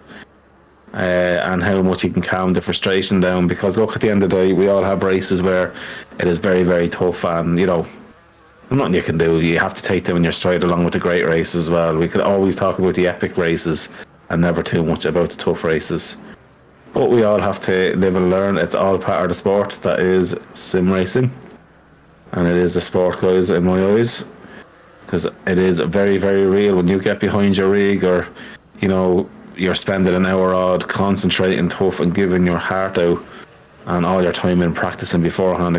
Some people spend, you know, up to 10-12 hours practice before a race, as it seems a bit of a touch there. And Van Mellis now unfortunately on the back foot again, and he's not happy there, giving the flashers. Van Mellis not happy at all in that Mode 11 racing car. Let's see how he does as he goes around turn 1, turn 2, nice and steady. As Nam is in the pits in the Chevy. Can they come out in about P9-ish, I would assume. Or, you never know, P8 might be nice. Might be a bit tough though, as P9 is going by him right now. So he needs to be getting out of the pits ASAP. Although car 12 is quite a bit back, so any minute now, so he is out of the pits. No, he's held on. Has he held on? Wow, I'm shocked. That pit lane is definitely not as slow as I seem to think it is. That is absolutely brilliant. So Nam in a position on track and on fresh rubber. Now, the thing about it is, looking at where he is now on the track, Nam is car number 440. It's quite a bit of a distance to 7th position. 23 minutes. Can he put in pretty much a sector, maybe a bit over a sector of racing track?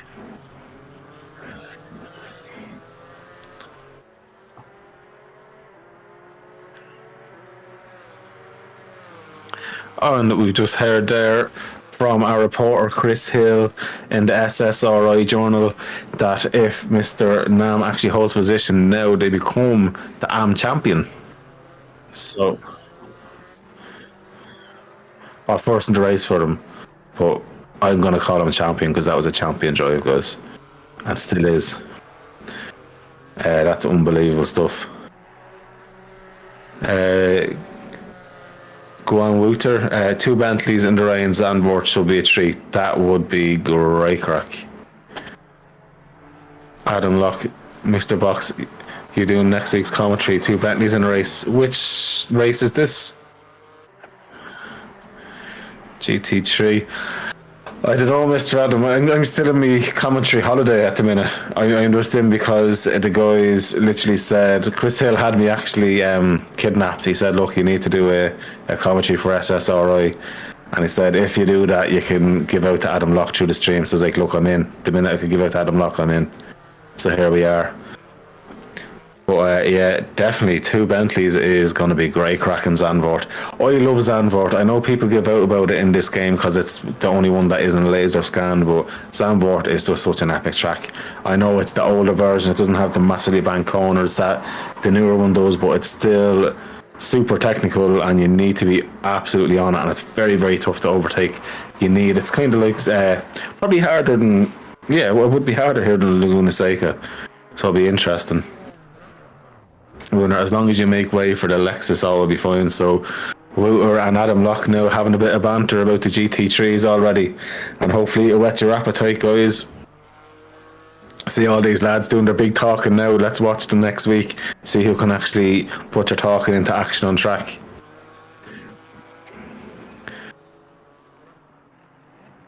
Ah, okay.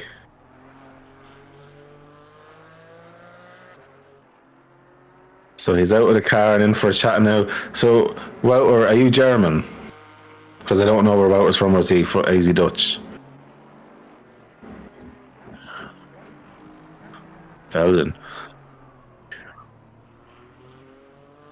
Oh, Belgian. Yeah. I think he's Belgian. Funny enough, I'm actually driving to Lille on the 2nd, and that's very, very close to Belgium. I actually plan on going over to Bruges as well. It's a beautiful part of the world as well, so I'll definitely have an old beer for you.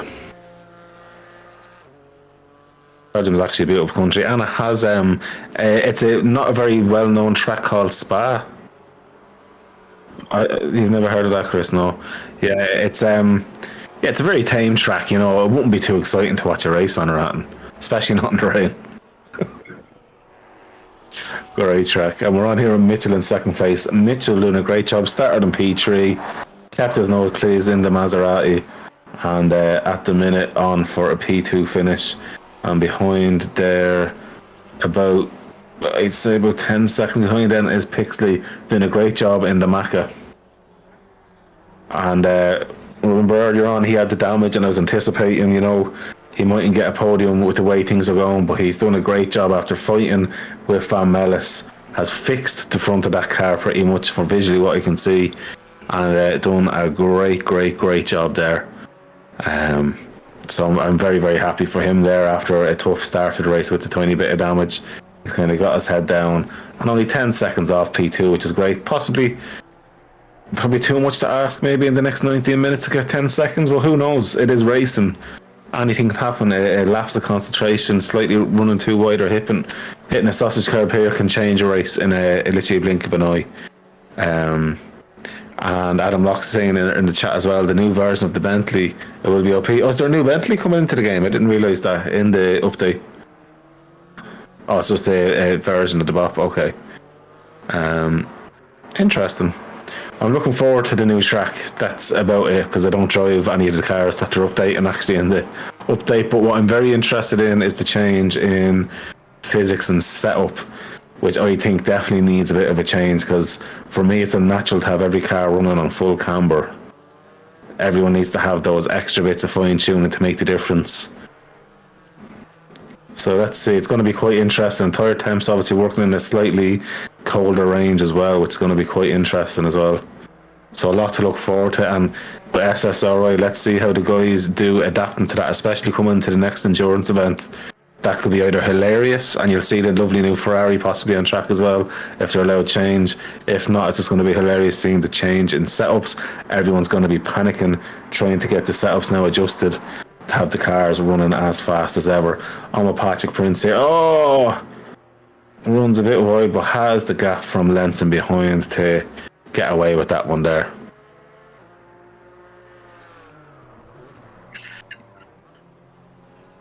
So he's flashing his lights, and he's giving out to Chris Hill for having him on stream at the moment, where he might as well have just closed his eyes and try to take a corner. But he's back going as well. Bit of showboating, which we do love to see here, guys. As much as we love seeing the great action, it's great to see a bit of showboating with the guys as well. So Flash your lights if you're happy in SSRI, that's what I'll say to the drivers. And Dan Lenson here in 5th position, doing a very good job and keeping at bay so far. Car number 11, Mr. Van Mellis, who's about 2 seconds off, who has Higgins 1.6 seconds behind for company as well. But definitely going to be very, very interesting to see this develop over the next 16 and a half minutes that has left. This race is after actually flying, guys. Hard to believe it. And we were in the chats last season. I liked the big boat in the wet on Indianapolis, but if I need to compare it with the handling of the Toyota, as much as I love the boat, Lexus all the way. Okay, so Lexus lover, there's absolutely no harm in that. I'm a lover of the Aston Martin because it's the first car I've actually put time into just to get used to the game, but then again I'm still a noob to doing a bit of racing, as I normally am here, judging all he is and pretending I'm a great driver.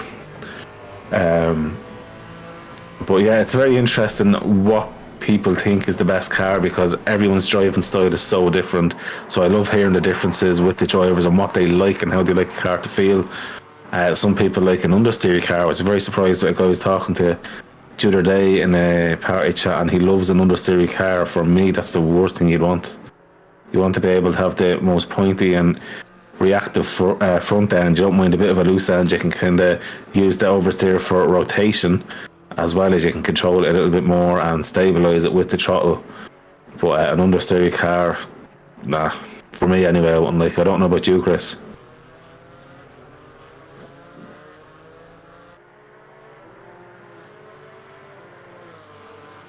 Chris said he loves driving a moped. No one can hear me, so I can just make up anything. He's driving a Honda 50. But I know Chris was saying that he likes a balanced car. He's not a fan of understeer, but not a fan of oversteer. He likes something well balanced. So I'd assume the likes of the Macca might be something that'd suit you then, Chris. Right, I'm sorry. So right, he's after telling me that, and guys, he's driving the Porsche.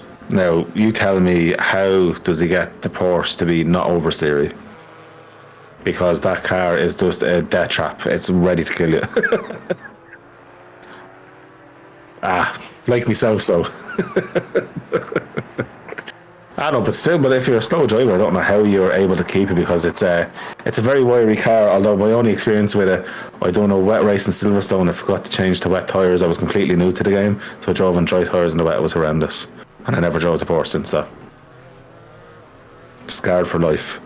As I'm looking at them, it'd be nice if they both get a good last race winner. Anyway, since I'm not driving anymore, I'll be cheering for Mr. 666. Go, go, go, Mr. Newtlings. Oh, fanboy of car number 666 Newtlings here now for Mr. Wooter. And we've Adam Locke being a fanboy of Tyler, who is unfortunately out of the race. But I'm with Mr. Higgins here. Higgins had a good race, in fairness to him. He's been involved in a good bit of action. And P7 with a possible P6 or even P5 in the cards, because they are quite close now, as Van Mellis only a second off, pulled in 1.2 seconds. Let's see what can develop here, guys, in the last 13 and a half minutes. Richardson's out front though.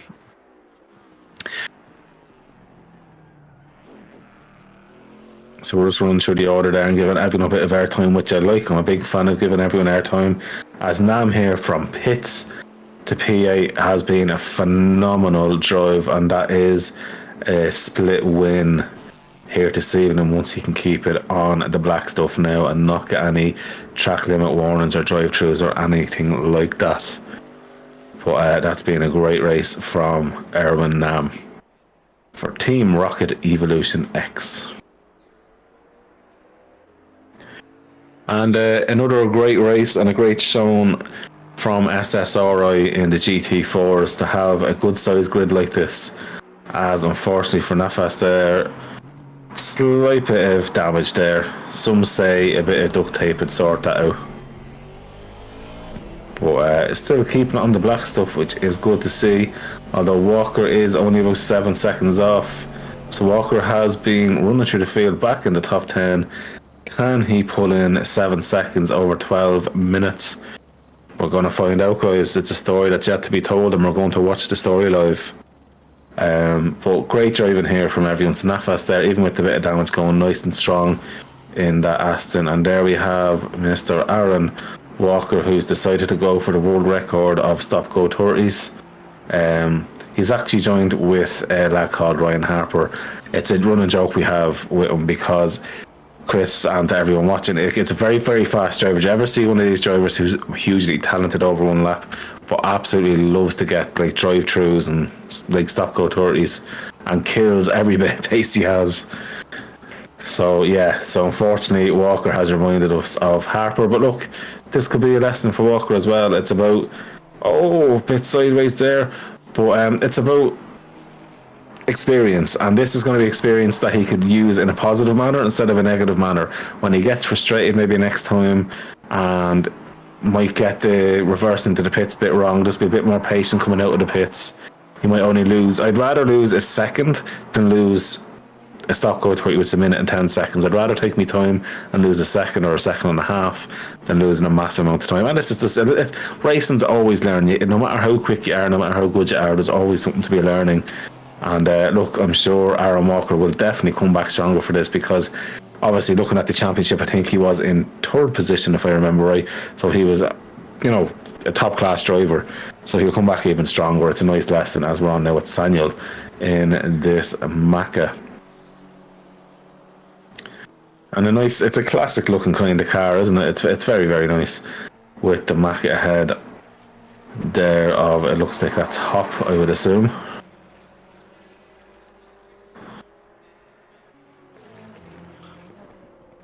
I would literally, looking at the track. Oh no, it's actually not. It is Pixley.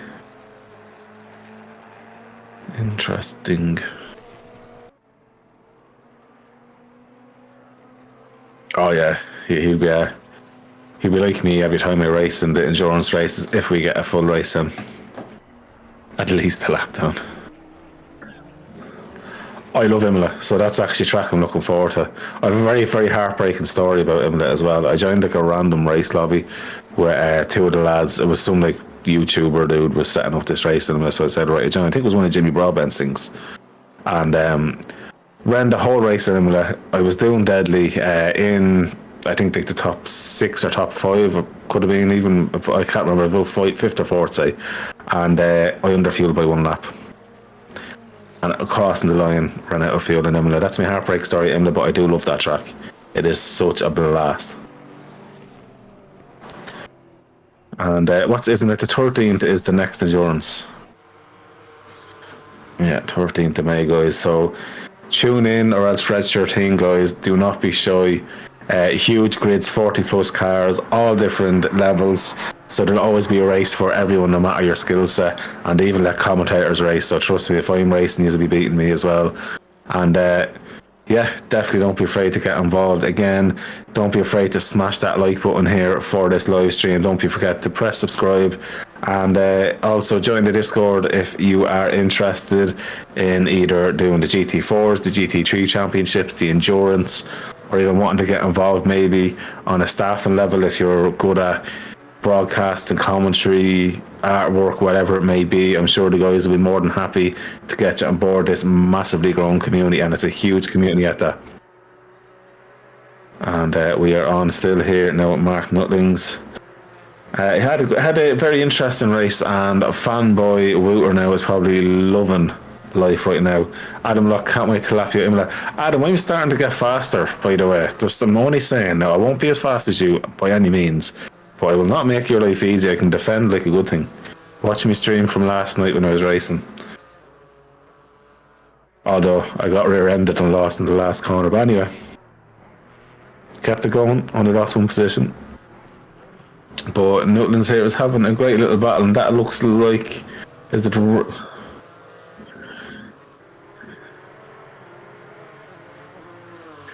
That's what I was thinking. It was either Richardson or Van Mellis, but the good thing for Van Mellis is now he has himself a bit of a gap now to Higgins.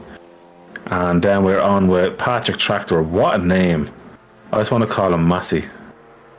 But great job in that Alpine. And I love seeing guys, no matter where they are on the track, finishing the race.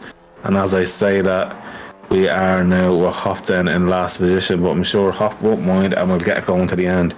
So I love seeing everyone do their best to actually make it to the end of the race and get going. But these things happen, and as I say, racing is an experience. Whether you're first or last, you'll always be learning something. And even Richardson out there tonight might have learned something new. Adam, do you know what? I actually didn't mind Adam what happened, because at the end of the day, it's racing. And look, I didn't do any practice. And what track was it again? It was a horrible track as well. Oh, what was the name of it? No, I'm doing COTA actually this week. I've not done a lap for it yet, so that'll be fun. No, where was it? I'll look at it on my phone because I don't want to be distracting. That's it. It was Zolder. It was Zolder. And you know what?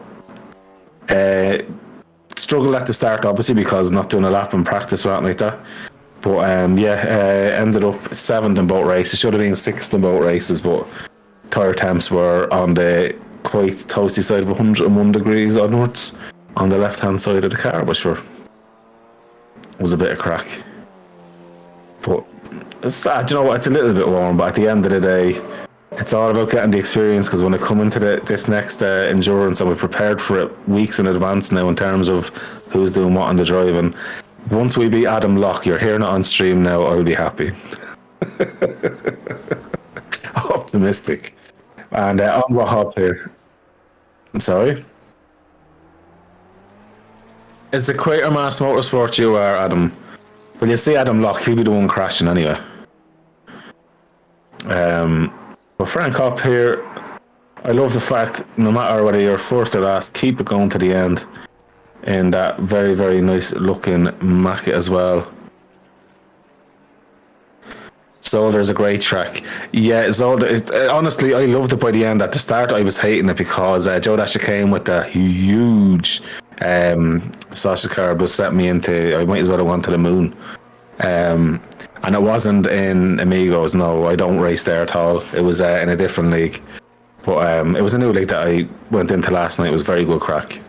But I won't advertise other leagues on this stream here, just because SSRI look after everything themselves, and they are a great community as well. But we do give love to other teams and other leagues, but not on other people's streams. Frank Hop here though, well done. Keep it going. Less than 5 minutes now for yourself to get to the end of this one. Richardson has an easy win now. Look at the gap to second position. He could stop for a cup of tea nearly. Or an espresso shot. No, an espresso shot might be kind of more realistic, but very done. Yes, Adam's in Quatermass. For yourself, Chris. Boat is great. It's all, yeah, the Bentley in Zolder is amazing. Like, to be honest with you, most cars are. I was surprised Matthew Gamble, who races an RT now, he's super fast, so he's out of like sync having me race with him, was in the Macca and done well. Don't know how you can make a Macca do well over cars, but he has. Richardson here though, do you know what? All in all, a flawless race, other than a little bit of four-wheel drift earlier on that he was doing. He's done an amazing job. What else can you say? Pole position, kept his composure, and kept the lead legitly on track before Walker was getting penalties. So realistically there, he's done a phenomenal job this evening, and a show of absolute class. No other way to say it. And Mitchell, I'm very, very impressed with as well. Started in third, kept it clean as well. Another guy kept the clean race, kept out of it and up into second position. And then Pixley, being through the wars and shows tenacity, never ever ever give up and never let an incident get you down. Keep your head in the game and keep pushing forward, and rewarded with a podium at present with Princeton 4th position. Look at all the Porsches, top 7 in GT4 Porsche. So I'm wondering what would be the ideal car to race in GT4. I'm starting to think what it would be. But Richardson here, absolutely, yeah, seems to be the goated one there. So essentially 2 more laps, so this will be the second last lap, and then we get one more in with the time that is left. So absolutely, yeah, very, very, very, very, very happy with coming on. I'm glad now I've done this stream, because it's not often you get to see the GT4s at full pelt for a full race distance like this. and it's been absolutely enjoyable here, and I hope everyone who does watch the stream back or is watching live is absolutely loving the action that these guys have gone to. And also, guys, show your appreciation in the chat as well for Chris Hill doing the broadcasting here. Definitely not an easy job. I know when I do both, it's a very tough job to keep an eye, keep concentration as well on the gaps in the fight. So, you know, hats off to you, Chris, as well, doing a phenomenal job. I appreciate what you do in the background because I do it myself, so I know exactly how tough it is, man. And you know, you don't really get the record. What's it? I can't even think of the word now. You don't get the recognition that you deserve as well. It normally goes kind of unnoticed a lot of the times, but hats off as we're on now with Daniel Higgins into turn one. Brakes perfectly, hits the apex, tries to run a little bit wide with the racing line, fairly sticking to it, and away he goes. There'll be one more lap for him left as well, as the race leader coming around the last corner pretty much now to start the penultimate and last lap of this race now. So guys, it's I don't know what to say. It's an absolute pleasure seeing Richardson drive a masterclass here today. Give me the final push. Absolutely, it's a race of what could have been for Walker, but he gets it up into P9. Nam, for me though, I'm going to call Nam the driver of the day, regardless of other guys having clean races. For Nam, who for some reason started in the pits, be able to go from pits up to P8 in what has been a difficult race in the big American brute of a car of the Chevrolet, up in the P8 for him. He's my driver of the day. Hats off. But yeah, Andrew Richardson here, just a masterclass of how to drive the Cayman around here in Laguna Seca as well. Unbelievable, absolutely unbelievable. So he goes up towards the corkscrew now for the last time, and a nice shot here. You'd see him going to the right one more time using a good bit of the curb, and onto the brakes, straightens up and around he goes. It's like a roller coaster. It's so much fun when you're in the car because it's so blind as well. Lovely one, gets the apex, lovely. Doesn't need to be pushing it too hard, running too wide and carrying loads of speed. You know, I think he knows by now he has enough of a gap. But here we are, last corner for the last time tonight for Andrew Richardson. And weaving delighted with life, flashing the lights. Delighted with his win there, and you know, it's a flawless win. You know, you cannot fault that driving at all. But Regan Mitchell, another great drive from him, and Sonic the Hedgehog livery as well.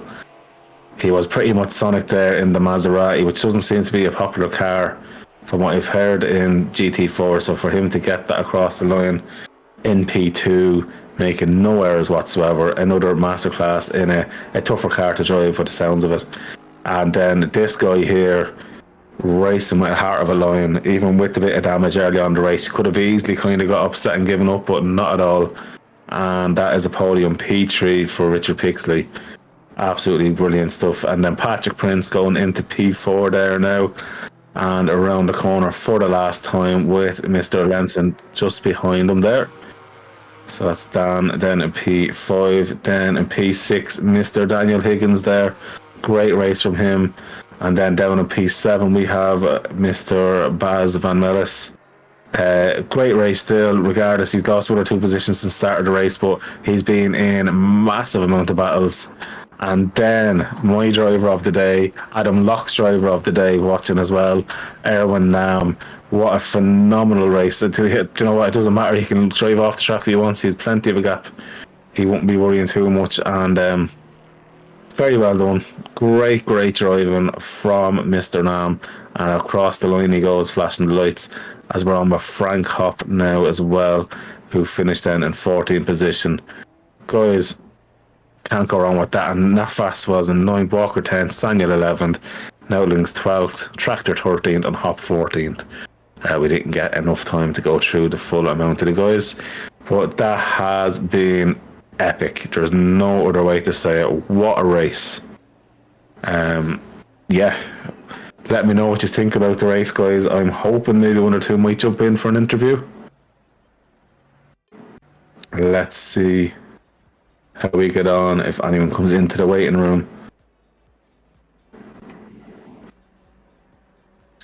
Yeah, so guys, don't forget as well, I'll annoy you one more time, don't forget to smash the like button on this one here, up to 5 likes from the viewers, thanks very much. And don't forget as well, subscribe to the channel, get involved in the community, as I say, whether you want to race in GT4s, GT3s, in the endurance, or whether you're interested in becoming a staff member or doing a few bits, whether it's shooting, whether it's artwork, commentating, broadcasting, you name it. I'm sure they won't say no. They're more than happy to get people in to give a hand here, because it's run by people who have 9 to 5 jobs Monday to Friday, do it for the love of the community and for league pride as well, and being part of something bigger than your average league. These are definitely some big cheese boys here running very, very, very good structured leagues, and good enough that they have other communities coming in for the endurance events, which is how it should be, and supporting each other as well. And the SSRI guys definitely race in other places. You might have heard the name Chris Vickers, and I know Mike Ambernos as well represents with them. So okay, so here we have Andrew Richardson. Regan Mitchell is also in, lads. Andrew, I'm not going to start with you. That was a flawless victory. That was unbelievable. Pole position, super clean race, and yeah, was it as easy as it looked, or was it a sweaty one? Yes, thank you. I'm certainly sweaty. I can't lie there. The first stint, I got a good start, managed to pull a bit of a gap, but towards the end, Aaron just had the pace on me. My tyres dropped off more than his, and he closed right in. And then he let me off. He got a stop-go 30 in his pit stop, and from there on in, it was just don't do anything silly to the end. Well, he gave you a second when he got to them. So he said he'd go double trouble with you. But honestly, that was phenomenal. Now, we definitely noticed the drop off in your tyres. We could see even you were getting a bit loose and a bit of drifting here or there. But to be honest with you, you know, the fact that you got in and you actually done the overcut, I would call that, because you definitely had way more pace at that time when you pitted, but you done enough to still stay in front, but in around the reasonable same gap. And then, unfortunately for him, then I'd say it was great news for you, because you knew then straight away that you could kind of let off the throttle a little bit and just drive at a good pace to keep the tyres. Yeah, that was exactly it. So I always planned to pit a little early, knowing that the degradation was quite bad, so it would probably be the slightly quicker way. But yeah, coming watching Aaron in the pits and coming up to the line, I knew it was going to be tight on exit, and yeah, as soon as I saw the penalty pop up for him on the pit exit, I knew I just had, as I say, just not do anything silly, keep it on the road, and yeah, bring it home. I imagine there was a little bit of a fist bump going, go on. Yeah, that was a bit, and then 2 laps later, I was like, hold on a minute, you haven't won it yet, you're only halfway through, so... Calm down, says you. But honestly, a phenomenal race, and like the two of you are having some good battles as well. But yeah, like, how did you find it getting through the traffic as well? Actually, I was really surprised. Normally traffic's quite a problem here, being quite a short lap, but I had hardly any. I think I had 1 car I had to pass, maybe 2, and one of those crashed in front of me, so it wasn't even a proper pass. So no, I basically had no traffic. Oh, that's brilliant. Well, look, honestly, that was an unbelievable job. And then this guy, Mr. Mitchell here as well, pulling an old podium out of the bag here as well. Hello. Congratulations. Honestly, that was a great race from you. Like, at the end of the day, starting P3 and then just being able to keep the head and stay out of trouble and get a P2 there. Unfortunately today, Richardson was a little bit faster overall, but you know, you got to be chuffed for that, man. That was a great drive. You're pretty much flawless as well. You've done nothing wrong. Yeah, I'm not disappointed at all. I just had to make some just had to do things with the setup to get it round, and it slowed it down, just compromises all round. So I found a pace, like a pace. I did the pace all race and didn't make any mistakes, and yeah, got a second place out of it. So can't really complain. Also, well done to Andrew for something he'll probably tell you about afterwards. Okay. I wonder now, is this that he pulled a girlfriend or something like that, you know, being the big nerd behind the steering wheel all the time? I wonder, because you have to be that sweaty to be that fast. I was going to say, don't be silly. But honestly, so Mitchell, just quickly as well, like, was there any battles that really kind of got off for you today? Was there anything that really got you going, or did you just have kind of a quiet enough race and you were lucky enough just to kind of focus on your own thing and get home? I'm all alone. All race, I was by myself. But it's okay. Oh yeah, absolutely. Getting the P2, not a bother.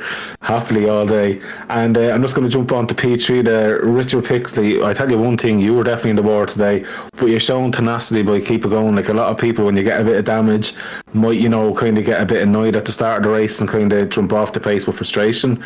But you've shown how to do it, and you kept a good level head and some great racing out there from you. So honestly, how happy are you getting that P3 today? Thanks for that. I'm over the moon, to be honest, because I was not expecting that. I was struggling in qualifying. I was struggling for pace when I was practicing. I just got lucky, I think, with Aaron obviously getting his stop go 30. Couple of little incidents in front of me. As you mentioned, the damage. I got quite a bit of damage. So after a good couple of laps, the front tyres were just nowhere. I was sliding everywhere. I had to turn the TC off every so often just to get the rear end round. Oh wow. Okay, well, honestly, it shows the heart of man. It's how racing should be done, no matter what. You just keep your head in it, and you say it's luck. At the end of the day, it's not luck, because drivers make their own luck. Drivers cause themselves to get the stop-go penalties or the issues ahead of them. Even though you had a bit of an issue, you made your own luck and you made your own story in this race to be able to get it up into P3 and keep it there. So as much as you're putting on luck, it's down to yourself and the talent that you're able to drive with a car that was impeded with the damage to still be able to run at a decent pace before your pits as well. So honestly, I think you're not giving yourself enough credit there. Cheers. Honest to God, like it's tough going. And yeah, for the top three guys so far this season, was this your favourite race? Or was there a different race that you would have said, right, that was that one for us? Or are you all happy with your positions today and happy with what you have done? Personally, Andrew, go first. All right, cheers, Richard. That race was quite fun for the first half, but my favourite race this season has to be Snetterton with Aaron. The battle we had in the rain was it was unreal. We swapped positions 3 or 4 times. We were barely a second apart for the whole race, and yeah, it was by far and away the best run of the season for me. Nice. So watch yourself then, Regan. Probably Imola. I had really good quality pace there, and it was in the fight for the lead the whole time, even if I didn't get it. Still my favourite. Brilliant. And what about yourself then, Pixley? I agree with Regan. I've only done half the races up to now, so I could only pick the one I won, I guess. Fair play. No, but look, that's what it's all about. Now, in terms of the championship, I'm looking at the table here. It's not being updated yet. Andrew, I'm fairly confident in saying you're going to be the champion. I think that's what Regan was alluding to earlier. Yeah. Tell him. Yeah, it's done. Like, I was looking at it earlier on. Like, unless you binned the next 2 races, you weren't going to win it. So you are the champion now. There's no point saying it on either way. I don't think it's mathematically possible. No, well, yeah, it's correct. With a drop round as well, the next race doesn't matter. It doesn't count for me, really. Tough to win the championship with a win. I was prepared that race to give up the lead if I had to, if I was getting too much pressure to seal the championship. But yeah, over the moon to seal it with a race win. Poland, a win is how you want to do it. So would I call you Alan Prosby and I'll calculate or Alonso? But honestly, very well done. And the great news is, because you won a championship, you get to buy everyone an SSRI, the new updated, the new release that's coming out tomorrow from ACC for everybody. It's not going to cost you too much money with the amount of people in the server. Right, yeah, I hope it's cheap. We'll see. And now, for Regan, the thing about it is here, I think you are safe really for second place. I think that's pretty much you sealed in mathematically as well. For even if Aaron got the race, once you finish in the points, you should be fine from what I'm looking at. But the one thing though is, Mr. Pixley, you have a chance now at P3.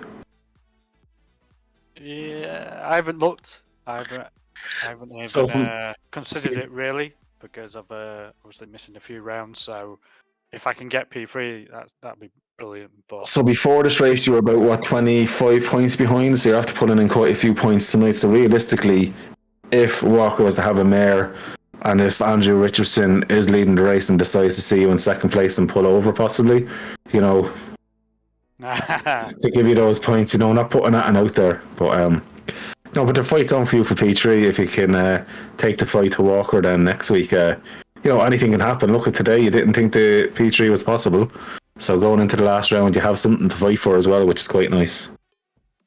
Yeah, I'll probably need to do a bit more practice than I did for this one. I've not drove a GT4 around that track yet, so. Yeah, sure, look, plenty of time to practice, and I'm sure Andrew might give you a tip or two as well. You never know, because I caught him to go for today anyway. But honestly, lads, great racing, a great show for everyone watching.